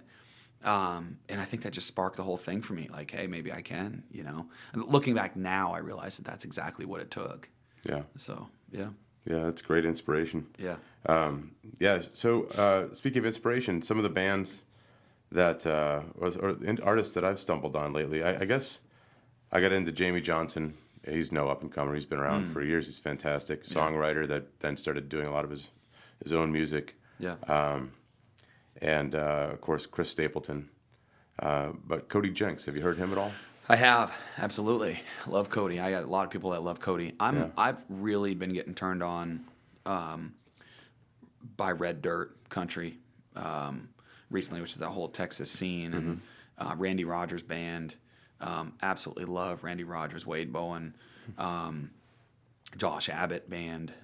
There's just some amazing people. But yeah, I've listened to a lot of Cody's stuff. Absolutely. Yeah, he's great, and he actually did some recording that he went back later on and revisited in the studio. And I got to say, I like the first version better. But you know what? It's so funny because I was doing the same thing a little bit with Dirt Road to Nashville and just seeing, hey, can we change this, or can we move this around, or can we make this?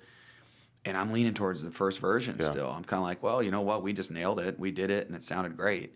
Yeah. So yeah, it's one of those things where you can almost mess it up a little bit. Yeah, I think it's Let it just be. it's like your truth. Yeah. That first recording in Lion Eyes, and it's just you and a microphone and the guitar, and I'm sure if you go to re-record that for an album, it'll be great too. But I just hope you don't lose that original version along the way, because I think that's pretty neat. Yeah. Colter Wall, I saw you covered one of his songs. Yeah. We went and saw him up at Higher Ground Kate last McKinnon, fall. yeah. And great. He's original, super original. And I think people are, like, I've been really getting closer with, talking to a lot more, Evelyn Cormier, and she was just on American Idol. Okay. Just barely made the top 10 and got voted off.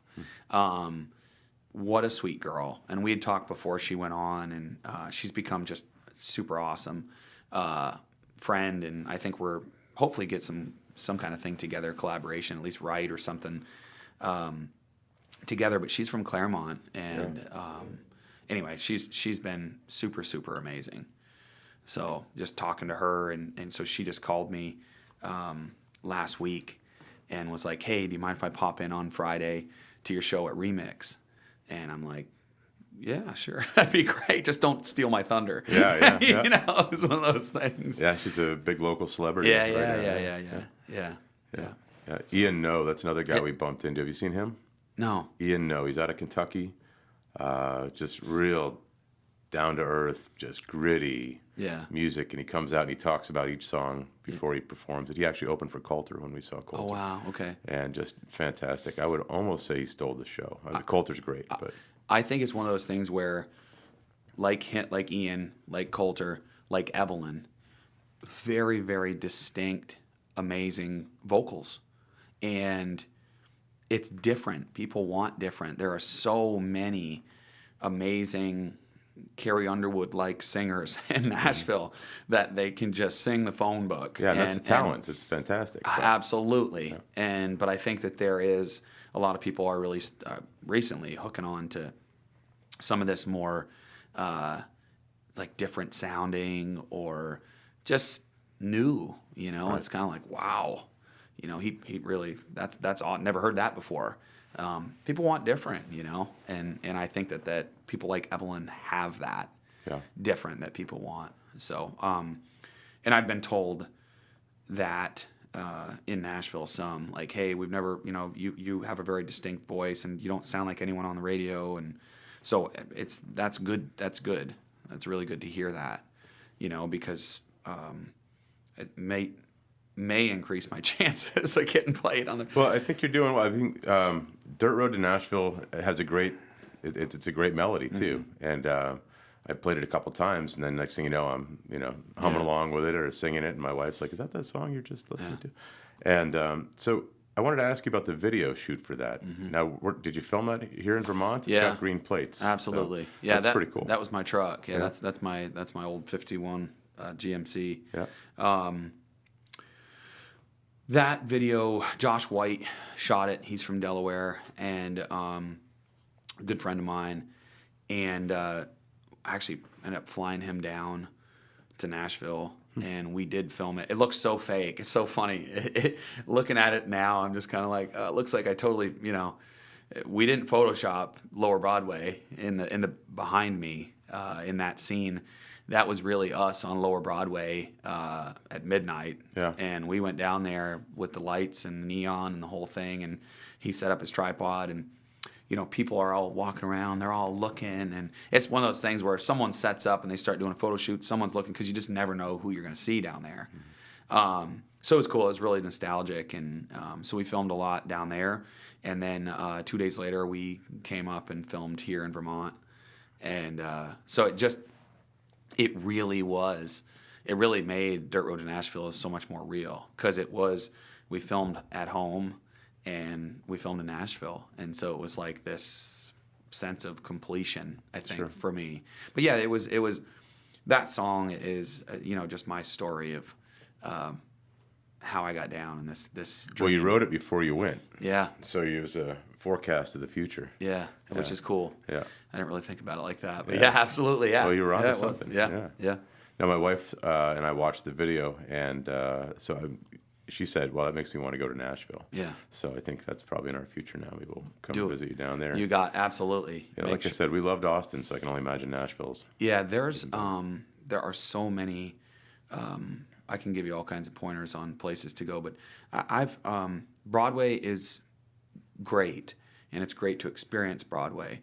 There are so many amazing outsider kind of suburb bars, if you will, and places to visit, and that I found that are just really, really awesome. Yeah. And that someone will walk in there, and all of a sudden you're like, they start singing a song, and you're like, that's a Toby Keith song, and then come to find out they wrote it. I mean, so it's one of those things where it's just like, oh wow. So you just never know. You can get really pleasantly surprised at some of the bars that you go into, and just bump into some really amazing people. But then again, Southern hospitality is tough to beat anyway. Right. I mean, everybody is so friendly. So yeah. Yeah, and you're having a good time experiencing all that? This is your first time in Nashville? Yeah, Or had you visited before? Yeah, I visited before just to make sure I wanted to move down there. Yeah, right. Yeah. I live about a half hour outside of the city, which is still the city. But it's so funny when I went there. I just fell in love. I got off the plane. I got in a Uber, and which we don't even have. Do we have Ubers up here? Yeah, we got Uber up here. There's a couple guys that do it. That's so funny. A couple guys. Yeah. Well, yeah. John and Bob there. Yep. They've been running Uber here for Shout about out to 4 Peter months. Pardo. He's a local Uber driver, and yeah. You are so alone up here, but when you Right. go to Nashville, let me tell you what, Uber is everywhere, and that's the way to go. But I got out of the car, and I just was like, I'm home. I don't even know what it was. It was just like, I'm in the middle of a city, but I'm home. I've never been a city boy whatsoever. And, I grew up, and we couldn't really throw a rock and hit a neighbor. So it was one of those things where, 240-acre dairy farm, and all of a sudden now I'm standing in the middle of concrete and sirens and horns and skyscrapers, and there's just some kind of magic. And I've heard so many people say this, but there's just some kind of magic in the air down there. And I think it's really all of us putting it out, just the ambiance of all the artists being in one spot. And the biggest thing for me is meeting all these people. I thought everyone was like, all for themselves and not to ever take time to help anyone, or I didn't know what to expect. Everybody's been so helpful. Nice.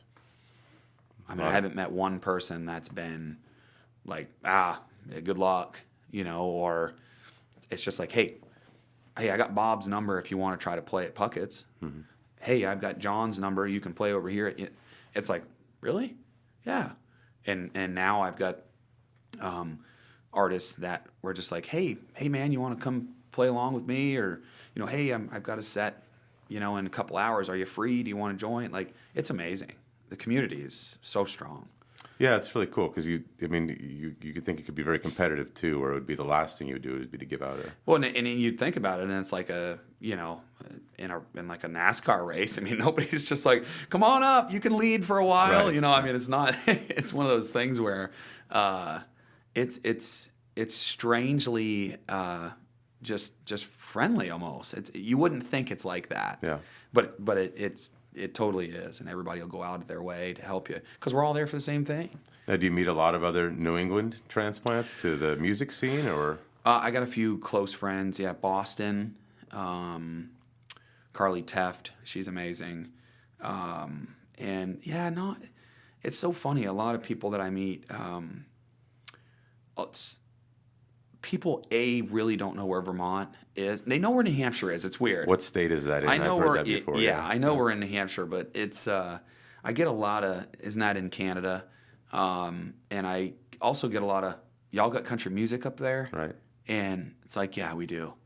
So it's so funny to hear that for me, But I haven't run into another. There is another actually girl from Vermont, Carly Rogers, and she's from Bennington area, and so she's been down in Nashville for 6-7 years or so. Doing the same thing, 6 years. working to make a name for herself. Yeah, she has. She's done a really, really, really good job, and but it just takes a lot of time. And you think about think about how much work it takes to, unless you're some sort of little Hank or something, an overnight celebrity, to become a household name is a lot of work.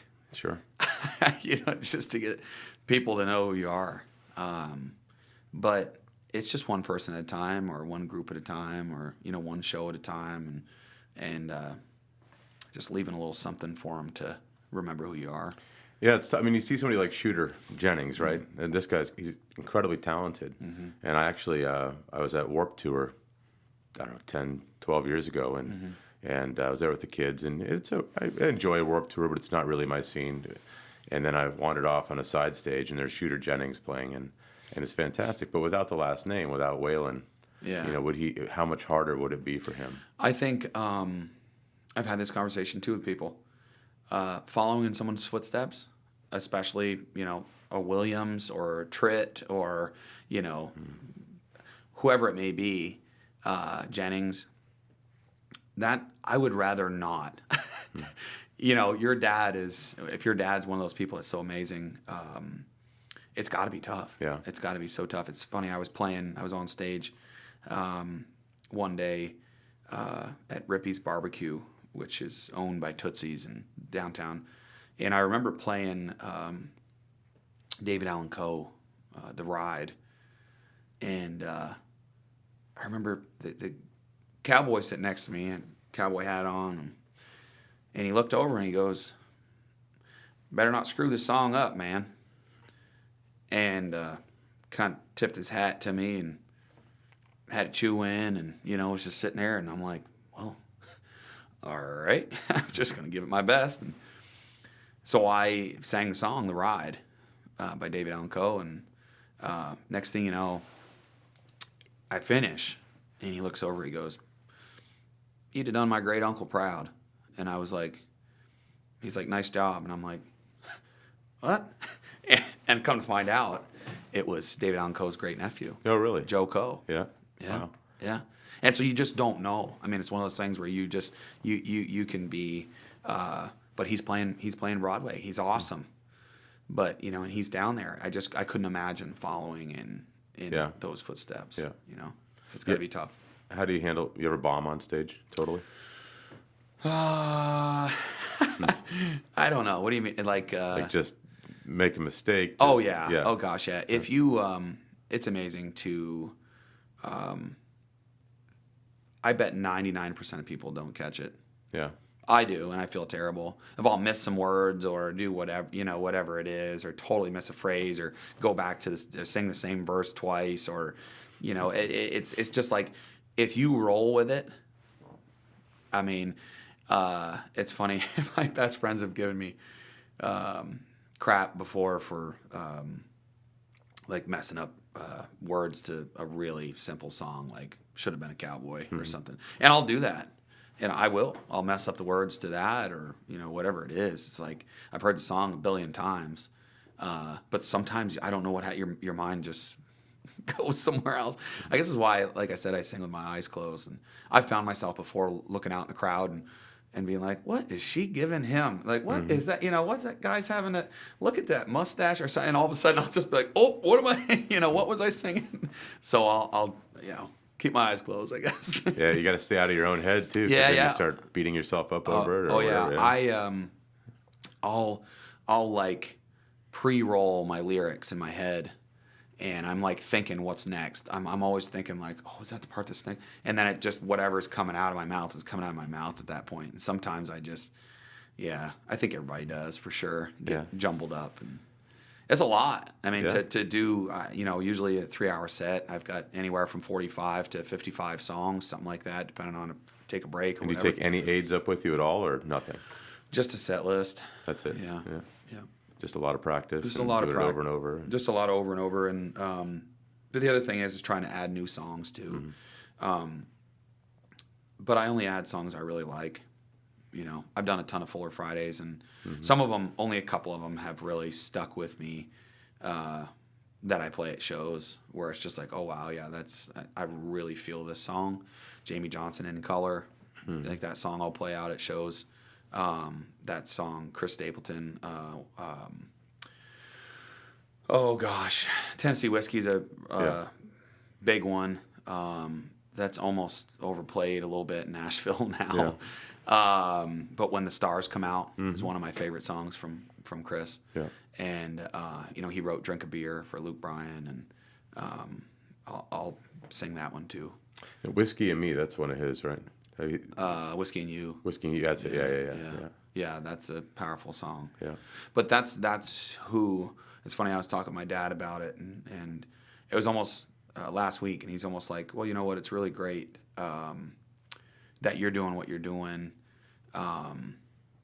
because I'm not doing these tailgate, tan line, painted toenails on my dashboard songs, which I'm getting pitched. A lot of people are pitching me those kinds of songs to sing recently, and I'm just kind of like, oh God, like I need to separate myself. There are so many people, and there's nothing wrong with them, and there's so many people that are doing those songs, but I just want to be a little different. That's all. Yeah. And like Dad said, he goes, man, I've heard a lot of people say, boy, you got some serious songs. You know, I had one songwriter that was like, what do you want to be known as, the drug singer? Right. Like, are you going to, you know, you need something else. You need something better. No, I don't. I've got something great. And it's just, I'm going to sing songs I feel. That's all. Yeah, I mean, and even if you wrote one album that had a focus to it, or had a, you know, that was talking a lot about addiction or abuse or anything, that doesn't mean your next album is going to be the same. You might be. Exactly. Those songs will come. And like I said, like Light the Way just fell out. And it's one of those things where they'll just come out. I just started, actually wrote the melody I didn't write the lyrics for it, but it's called Catcher in the Rye. And Bobby Kropp and Pamela Lack wrote that song. And amazing song. And it's about a guy losing his brother to a drunk driver. And but it's one of those things where it's a really serious song. I watched a documentary once with Sturgill Simpson, and he said he moved down to Nashville to be a guitar player, and then the very next week he realized that he's not a guitar player. You know what I mean? So it's one of those things where you just you really find out who you are and what you stand for, and sing the heck out of it. And that's sort of what I'm doing. There's so many people that are singing, you know, these more pop country songs, which they're getting, you know, it's great, and they're really doing well.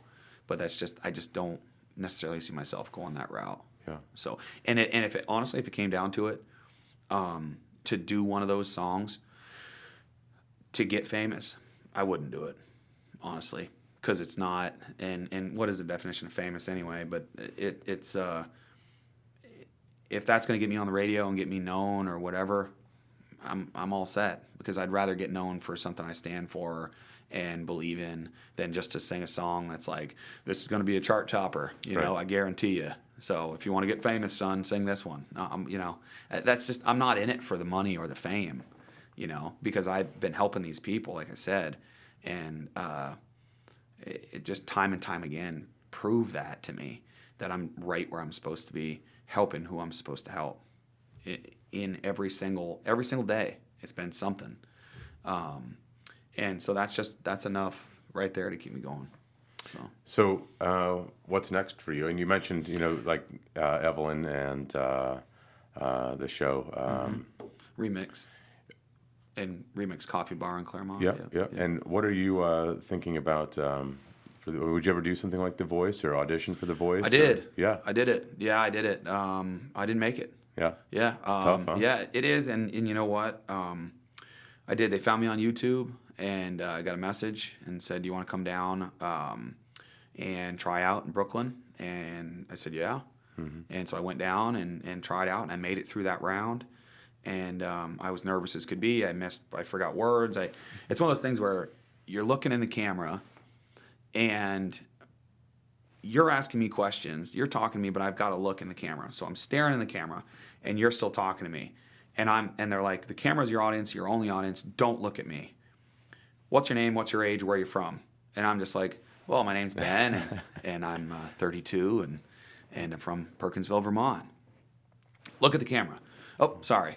You know, and so I'm like, I don't know, it just wasn't for me. It didn't feel right. It felt really just forced and mechanical and just industrial. Just it was too much. It wasn't. I didn't feel in my element, and I'm so thankful that I didn't make it.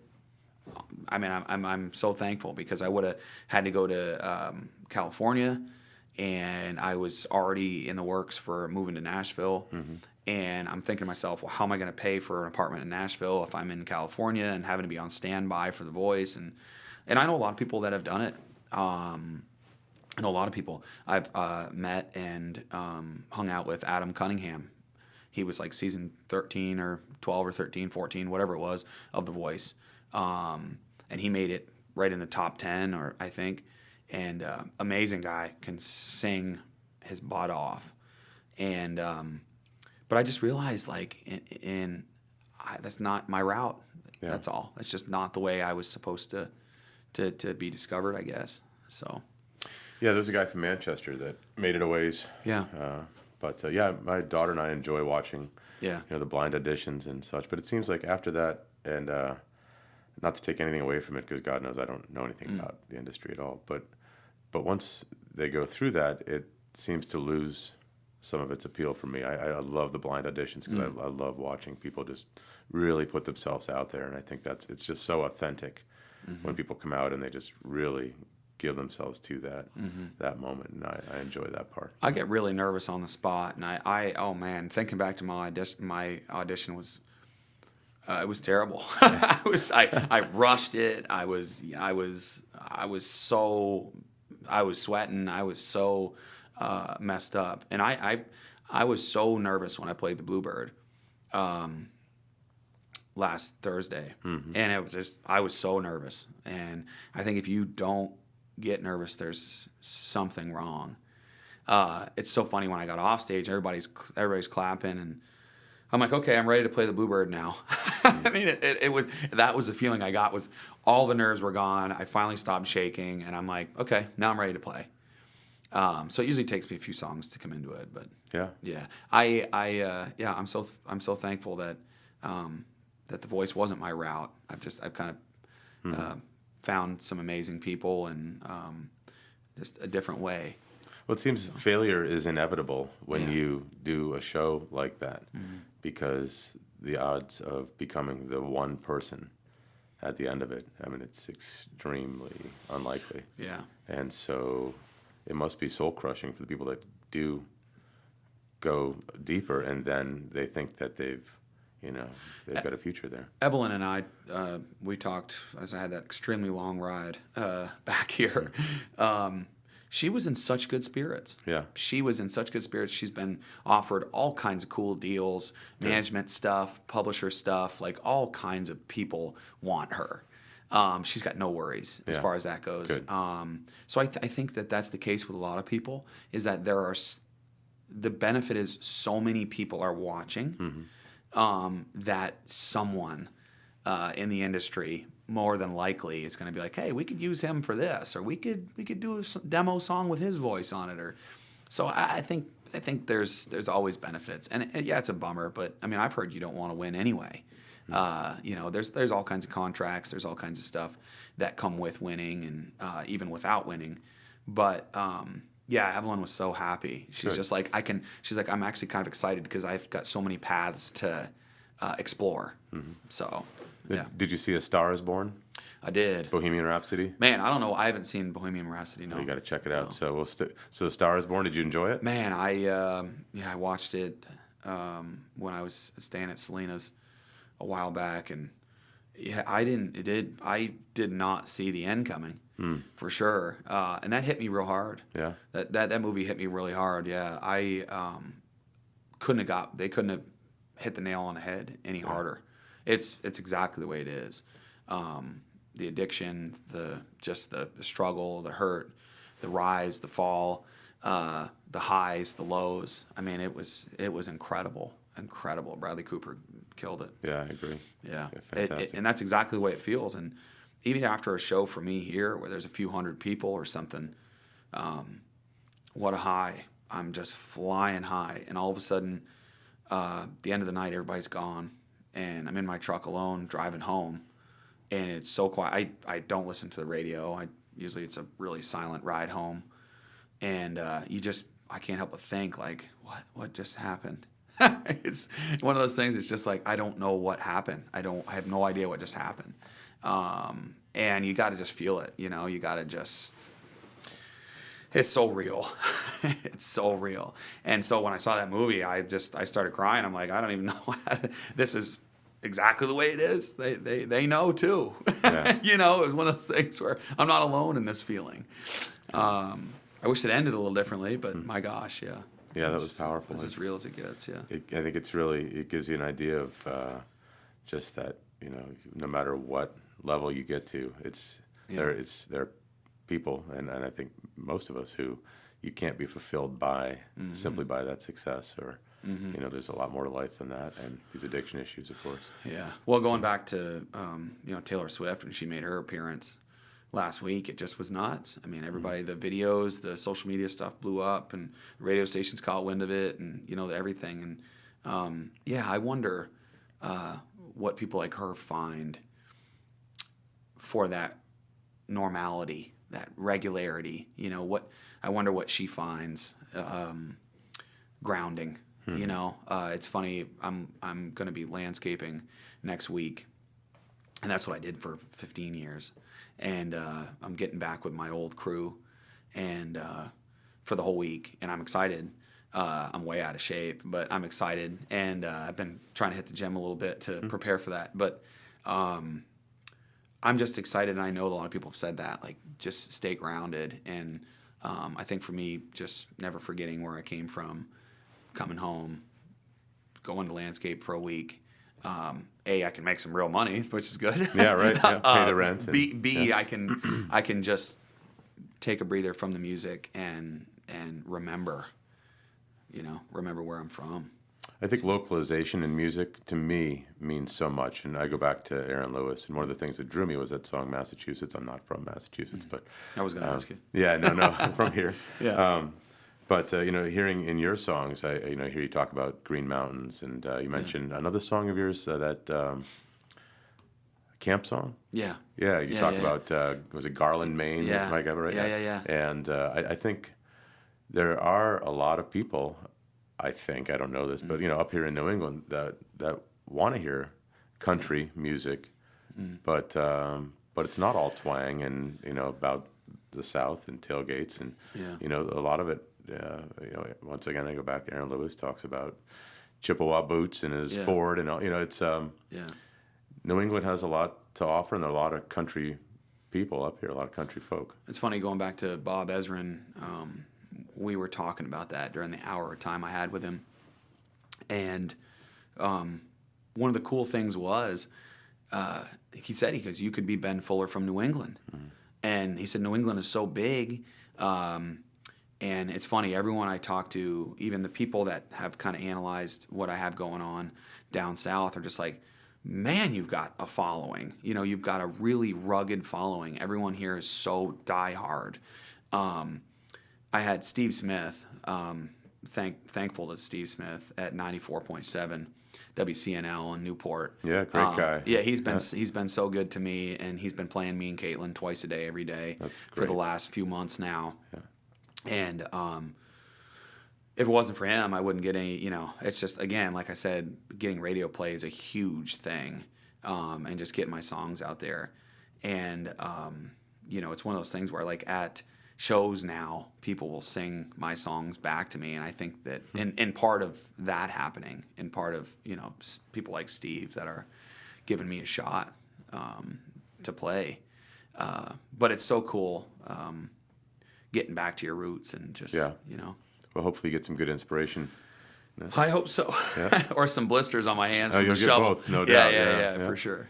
So what is coming up next for you? You've got, sounds like you're working an album. You're talking about a summer release, hopefully. Yeah. And that means getting into the studio with more artists. And part of that production cost that you're talking about, the $7,000 or $8,000, you're just ballparking, of course, but you're talking about studio time and all of that, or just album production? Just CD production? That's the whole thing. That's usually the whole thing. Yeah. Yeah. I'm looking to get. I've got 3 or 4 new songs, four new songs that I'm looking to get produced, and that'll give me, I guess, 8 total that I have that will be produced total. So if I can get those all on a CD, or maybe just do these 4 new ones and do a little EP thing that way. This summer I'll be in the studio working on all that, and that's going to be in Nashville area. Yeah. I'm gonna do it. I'm gonna do it in Nashville now. Yeah. The benefit to that is I've met some amazing people, but the benefit to that is it's current. It's really current, and we can keep up with the sound. The sound is always just a little bit changing, and as you know, I mean, don't get me wrong, I'm not going with snap tracks on the back of my songs, but it's just this current sound, and the studios are amazing, and and plus I'm there full time. I'm going to end up doing some more stuff here in Vermont as well, because I love it. Lane and Colin are amazing, but I'm just not home, enough. And when I am, I'm playing shows, and then I go back down. Right. So, yeah. And so you got hopefully an album that you're going to be working on. You're doing a lot of gigs, it sounds like. Yeah. Working on Broadway. Yeah. And then got some local stuff. You said you're going to be home in June for a month. Yeah. My schedule will be, we're gonna do a flyer and get the schedule up on Facebook and for everybody to see. I don't even honestly know the schedule yet. Yeah. Selena, thank God for Selena. So we've been booking and like I said, there's a lot of local restaurants and businesses and stuff here that support me, and I'm so thankful for that because just in us reaching out to other places and new places, it's tough. I mean, it's tough, and a lot of these places, don't have a huge budget for live music, especially up here. Yeah. And in Nashville, they can afford to pay nothing because there's so many musicians. Everyone's just trying to be heard, and everyone's trying to play. So, making money in music in Nashville is almost non-existent. Mm-hmm. I mean, unless you're working for tips. And that's the majority of it. So I find myself, I've got hooked up with some places an hour and 20 minutes outside of the city, $50 an hour kind of thing. So, you can do a 4-hour show and make $200 and put some money, in the bank or try to. But yeah, it's expensive, Do you think there's a market for Ben Fuller music merch yet? Yeah. Yeah, there is. I actually have a meet and greet tonight at 4 o'clock or whatever time it is. I think it's 4 in Ludlow and at Du Jour. And Desiree and Josh are awesome. And so they were asking, they're like, oh, yeah, you can get your merchandise all set up on a table. And I'm like biting my lip because I'm like, well, I don't really have T-shirts made yet. And we had some T-shirts made up and a while back, but all that costs money up front. And so I've got some more. I do have some. Again, I've got some amazing fans, amazing friends that have helped pitched in some money and have bought me some shirts to get made up. So we're going to do some shirts. It'll have the album cover, me and Caitlin, on them. And so those will be coming out. I'll have those in June with me up here. So I'll have a bunch of shirts, hopefully get some hats made up. And it's so difficult branding. I had this little PIC logo, and it had the BF in it. And it worked for a while. It's working for a while. But I kind of realized that I don't even play with a guitar pick. And I'm like, dang, that doesn't make any sense. And so I got thinking about it. And so we're going to work on some new stuff and sort of a logo of some sort. And I'm open to ideas. Maybe something I should really genuine. Yeah. Something real genuine, down to earth, and something that sort of defines me a little bit. So because there's another. I noticed when I went to look you up on iTunes, there's another Ben Fuller that pops up, and then if you go to there's a website, your website, so there's no confusion, is bendfuller.com. Yes, yeah. People. People were telling me I should change my name. It's like, man, there's another Ben Fuller that's doing music. You ought to just change your name. Right. Yeah. All right. Yeah. Who do I look like? Eric? Right. Exactly. I don't know. So we actually had a heck of a time. We released Dirt Road to Nashville. It got put on his iTunes. Really? In the beginning, it got put on his Spotify in the beginning. I still get people. Michael J. WPOC down in Maryland, Baltimore. He's amazing. And DJ down there, and he just tagged me in some stuff, a couple weeks ago. And Ben Fuller music. But the other one. Mm-hmm. So I was like, oh, shoot. So and I saw he just commented last week and wrote Ben Fuller music back. So it was like Ben Fuller music says Ben Fuller music, but with the spaces. There's spaces in between it. His is all one word, Ben Fuller music. And so mine is just Ben and Fuller and music. And Yeah, he's great. I'm thankful he doesn't sing country music.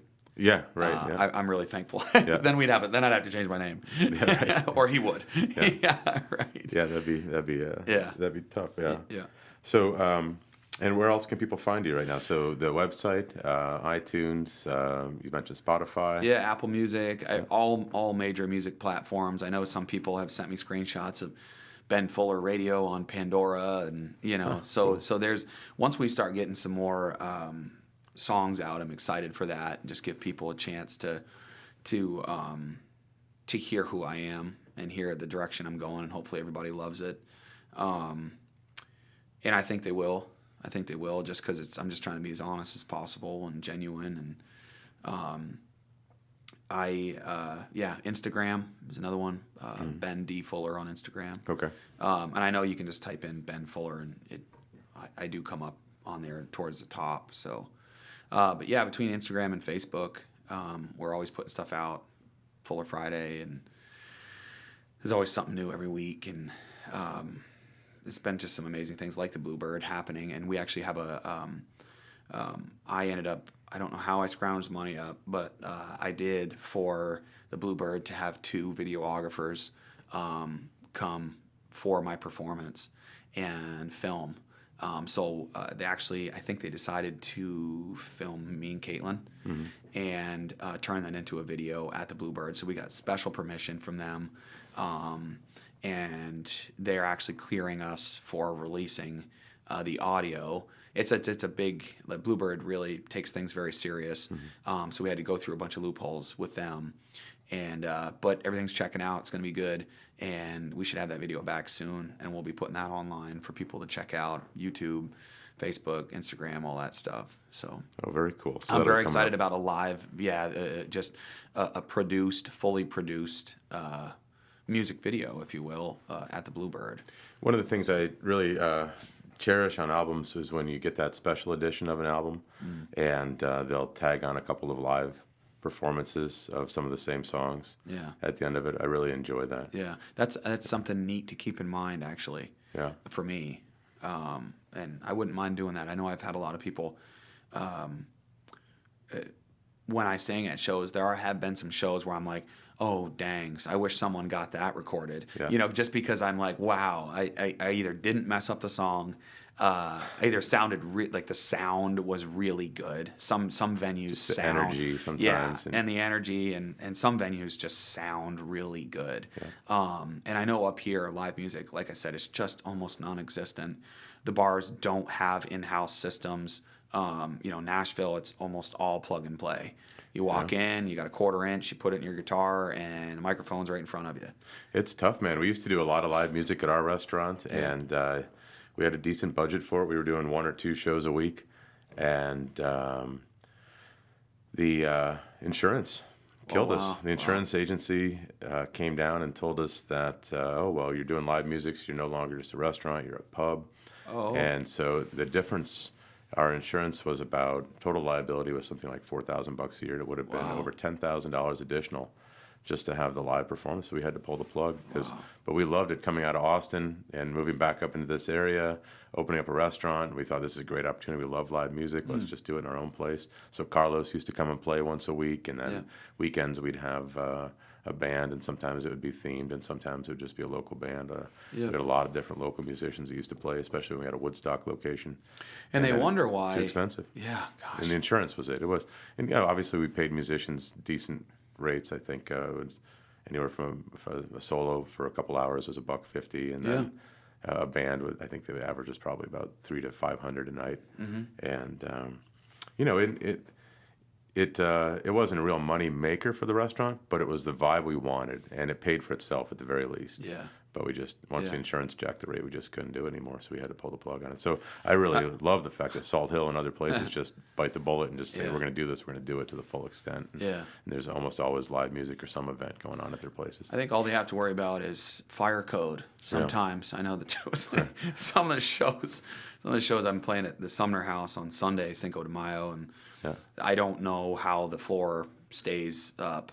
Like, it's crazy the amount of people that show up, and so I know that even when I played the Putney Inn, which was really cool. That was a first for me, and that was right before I left. And I don't know, they thought there were over 300 people there. Wow. And so I've just been fortunate enough to bring a crowd. But in that instance, the bars do make a lot of money. Mm-hmm. Sure. You know, and they do. And it's funny, we had, you know, I've had bars, you know, friends that drink Bud Light walk by with a Corona, and I'm like, what are you doing drinking that? They're out of Bud Light, Yeah. you know, and it's like, huh? So it's been some of the shows have been really, really cool. Yeah. So I know that they're at least, you know, it's good for them. It's good for their business.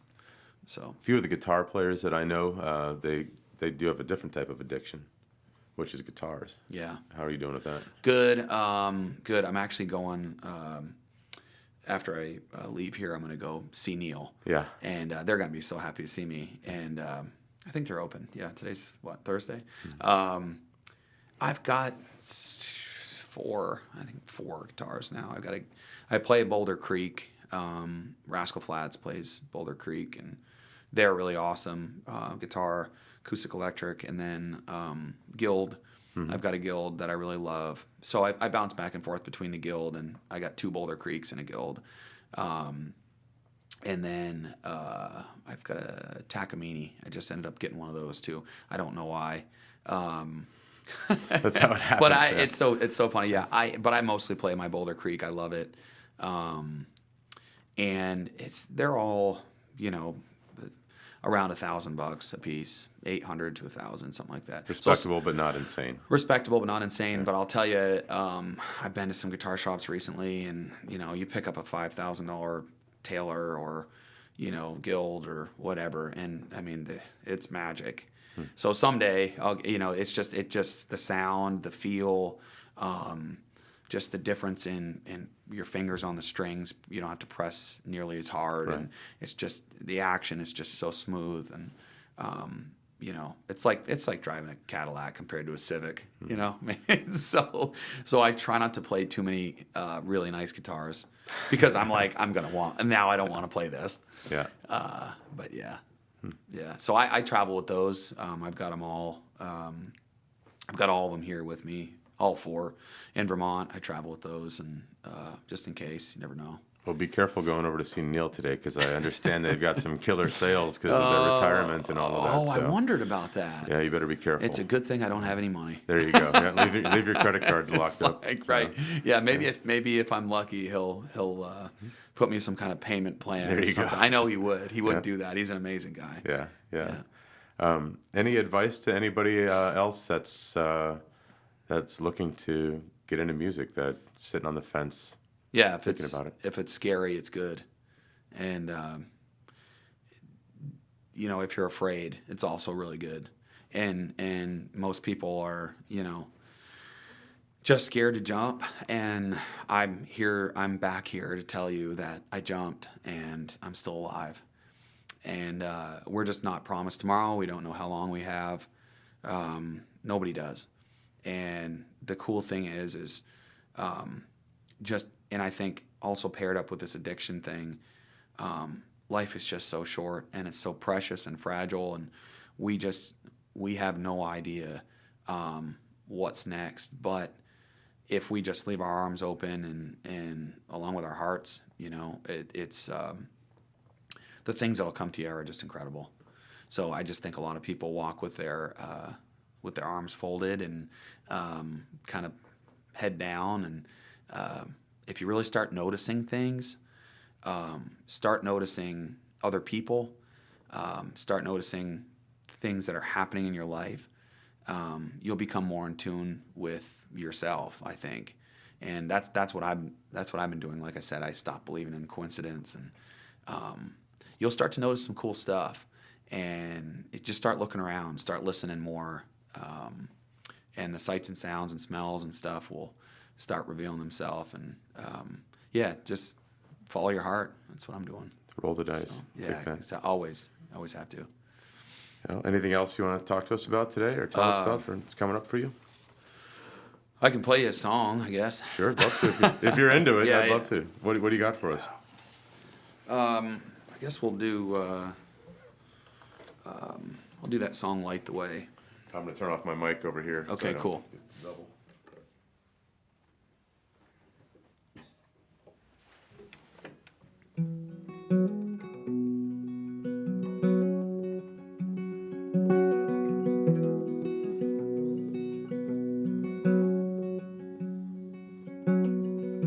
My God showed up last night, and he told me, you see the light that's in front of your eyes when you were brand new. You've been running so fast that you can't breathe. You've been hiding so long that you can't see. No more waiting. In me you can believe. I can catch you when you're falling. I can hear you when you're calling. I can make you choose a choice you make. I can't turn you from the road you take, but I'll make sure to light the way.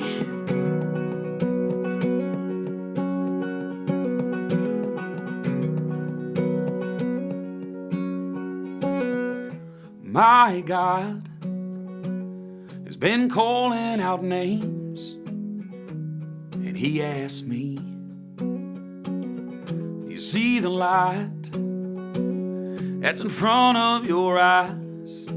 My path you won't lose. So you start running. You can't run fast enough to me. You give up hiding. There's no place that I won't seek. The wait is over. In me you now believe. I can catch you when you're falling. I can hear you when you're calling. I can make you choose a choice you make. I can't turn you from the road you take, but I'll make sure to light the way. I'll make sure to light the way. Yeah.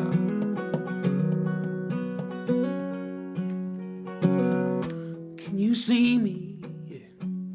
I'm lighting your way. Can you see me? Yeah. I'm lighting your way. Can you see me? Yeah. I'm lighting your way. Can you see me? Light in your way, can you see me? Yeah. I can catch you when you're falling. I can hear you when you're calling. I can make you choose a choice you make. I can't turn you from the road you take, but I'll make sure to light the way. But I'll make sure to light the way.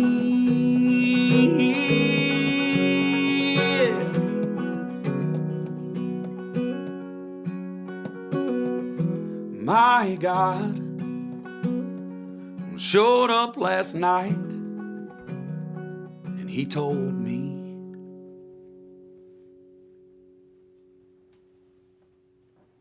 Wow, man. Thank you so much. Yeah, you're welcome. That's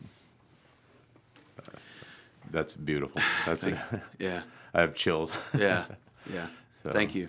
Yeah, I'm just lucky. I'm a really lucky guy, and just out to share it with everybody. You're a talented man, Ben Fuller. I got to give you that. You have some incredible talent, and I'm very honored that you came by today.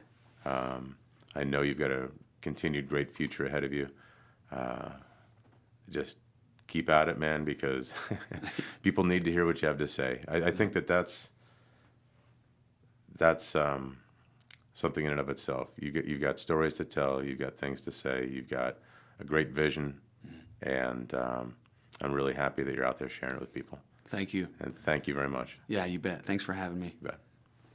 Thank you very much to Ben Fuller. I hope you all enjoyed the conversation as much as I did.